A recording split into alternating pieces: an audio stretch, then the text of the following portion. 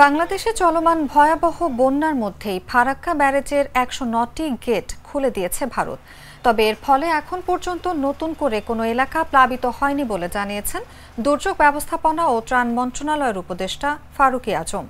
দুপুরে সচিবালয়ে চলমান বন্যা পরিস্থিতি নিয়ে মন্ত্রণালয় ও সশস্ত্র বাহিনীর যৌথ সংবাদ সম্মেলনে সাংবাদিকদের প্রশ্নের জবাবে তিনি এ তথ্য জানান। ত্রাণ উপদেষ্টা বলেন, এখন পর্যন্ত আমাদের নতুন কোনো এলাকা প্লাবিত হয়নি। ত্রাণ বিতরণের বিষয়ে তিনি বলেন, সরকার সবাইকে সমন্বিত করে ত্রাণের কাজ করছে। যে স্থান থেকে পানি নেমে যাচ্ছে সেখানে যে সমস্ত জায়গায় ত্রাণ পরিবহন করা যায় সেই উদ্যোগ গ্রহণ করা হয়েছে।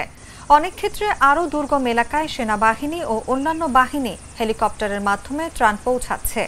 এখন পর্যন্ত দূরবর্তী সব উপজেলায় ত্রাণ পৌঁছানো হয়ে গেছে। উপজেলা স্তরে ত্রাণ মজুত করা গেছে, চিকিৎসা সেবাও নিশ্চিত করা গেছে।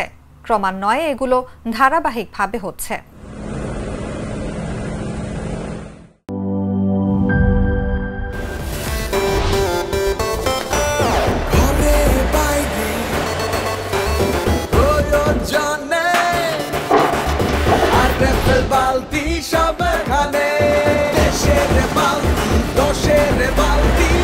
আরএফএল বালতি, দেশের বালতি, দশের বালতি।